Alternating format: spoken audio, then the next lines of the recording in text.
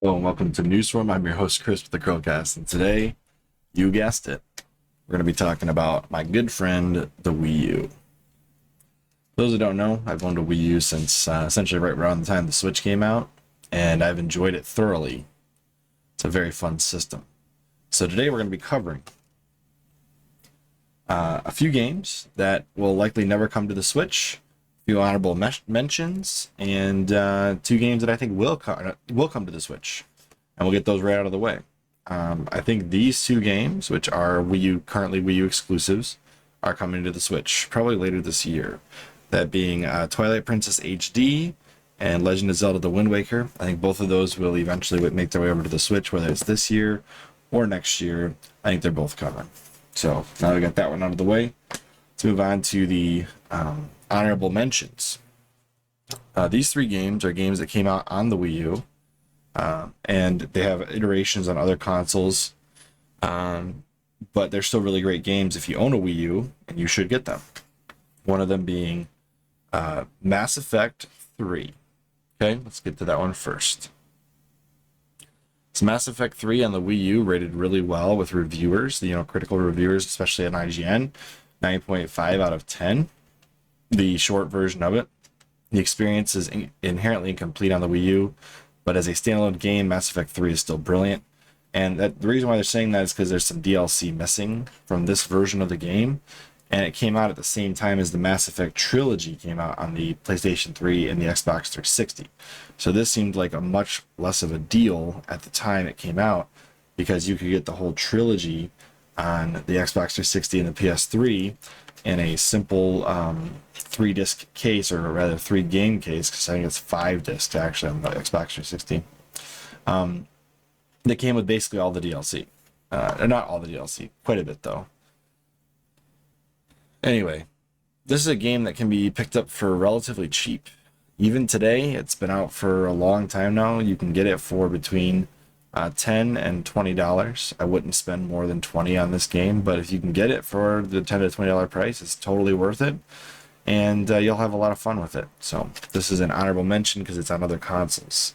I doubt this game is coming to the Switch, although I keep holding out hope that a Mass Effect trilogy will eventually make its way over there. Here's another one. For obvious reasons, this is not fitting the never coming to the Switch, but also this won't come to the Switch, is Super Smash Bros. For the Wii U. This makes the list only because it's specifically Super Smash Bros. For the Wii U, and therefore it will not come to the Switch, which is the same for any other Smash Bros. Game in the series. But this game was interesting. It kind of differentiated itself from Super Smash Bros. Brawl on the Wii, which had tripping mechanics and kind of almost a built-in system to help new players to the franchise to compete with pro players despite the skill gap. This game brings back that hard as nails, no skill gap help style of gameplay that we got on Super Smash Bros. Melee on the GameCube, and kind of cranked that up. This game is extremely fun. Very good for competitive play. It allows use of the GameCube controller with a very specific peripheral. And if you own a Wii U, this is a must-have game for it, because you will not find the exact same experience on the Switch, albeit you still get Super Smash Bros. Ultimate, which is arguably, some people would say, a better experience. I personally prefer Super Smash Bros. For Wii U and Super Smash Bros. Melee. The third honorable mention, and it's going to be an interesting one, Madden 13, and I'll tell you why. Let's get to it. Oh, and Super Smash Bros. Melee for the Super Smash Bros. For the Wii U can be had for relatively cheap pricing, $10 to $20, unless you want that Super Smash Bros. Melee era, Super Smash Bros. For Wii U GameCube controller pack that comes with the adapter and the controller. Then you're going to be paying a lot more money. But if you just want the game, it's pretty cheap, $10 to $20. Don't spend more than that. All right. As far as Madden 13, why is this game significant? This is the last mainline Madden game to come out on a Nintendo console.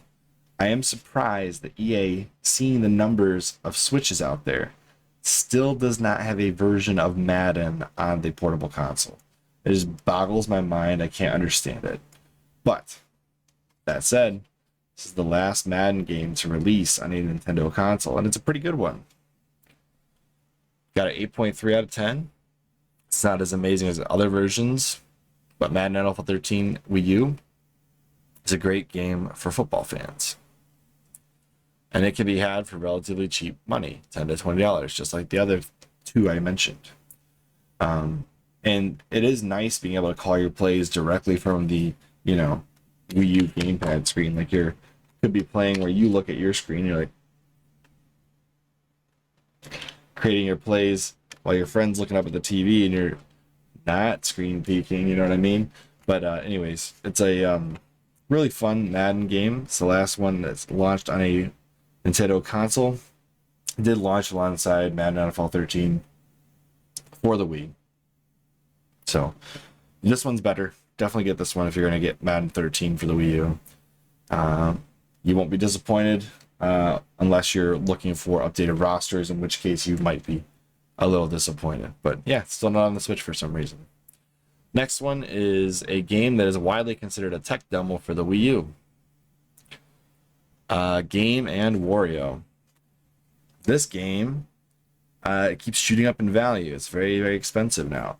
When I bought mine, I want to say it was around $25 to $30 at GameStop used. But we're talking, I don't know, not quite 5, probably 4 years ago at this point. I was when I bought mine. And at that time, they said this game was probably going to be a rare game, which they ended up being correct. It was. But if you don't remember, on the actual Wii U reveal, they had a guy holding the controller like this and like shooting ninja stars off. Do. Well, that's this game right here. This is the game right here where they did the tech demo with the ninja stars. It also has a bunch of other mini games, gamepad games. And it's got a really weird physics engines, like when you're playing the throw things at a tower game, tower falls in the water pretty easily, causing y'all to lose. And that physics engine, I for the life of me can't figure out what the weighting distribution is for each of the things you shoot onto the tower, but it doesn't seem right. Anyways, loads of fun despite the low rating. It says it has a few good ideas, but Game & Wario is ultimately lacking in inspiration. I disagree. I think it's got a decent chunk of stuff that you can do in it, but I cannot possibly justify the pricing I'm seeing here. $200, $192, $142.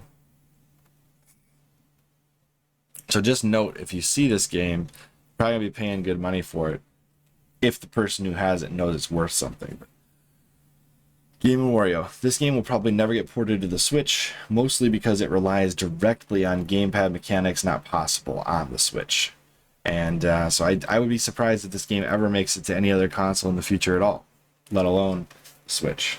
But Game & Wario. Let's move on to the next one. I think this will be obvious. Nintendo Land likely will never come to the Switch. It's asymmetric gameplay. I mean, it might, but I doubt it. But asymmetric gameplay. It was a launch pack-in title for the Wii U. Oops. And it got an 8.7 out of 10. It sells for between $10 to $20 at most. And it's worth every penny of that 10. It looks like $5 to $10. But yeah, pick up a copy of Nintendo Land. You got a Wii U, owe it to yourself to try this out. Play the asymmetric games that the gamepad was designed for. And it's not expensive anyway, so definitely do that. Alright, I did just accidentally reveal this one before this part right here. But the last one that probably won't be coming to the Switch is Xenoblade Chronicles X. And if you guys noticed, Nintendo skipped over it for putting Xenoblade Chronicles 2 on the Switch as kind of a launch title. And then just recently, Nintendo announced Xenoblade Chronicles 3, which leaves this game kind of in the dark. That is Xenoblade Chronicles X. This is a game that is quite fun. It's got giant robots as opposed to the other. Well, I mean, they all have giant robots. This has basically like mechs that you can kind of work with in the game as opposed to the previous games. It's got an extremely large environment. The Xenoblade Chronicles standard gameplay is in there just as you would expect. And it is technically the only Wii U exclusive Xenoblade Chronicles game. It's the only one that came out on the Wii U. But based on everything we know now, this game's probably not coming to the Switch anytime soon, if at all. So go ahead and pick it up, try it out. Definitely worth your time. It's going for between, I thought I saw like between $25 and $75. Try to get it as low as possible on price range. I want to say I paid like $25 for mine. But it is fun if you like Xenoblade Chronicles, and you will enjoy it. So yeah. What do you guys think? Is there any other games that came out on the Wii U that most likely won't come to the Switch or ever get ports? Are there any other games that I should look into getting for my Wii U collection? Comment down below. What do you guys think? And as always, make sure you guys subscribe to the channel. I really enjoy the feedback and all of y'all joining in on this journey to 1.5K subscribers. We're getting closer and closer every day. So I will see you all on the next one. Bye, guys.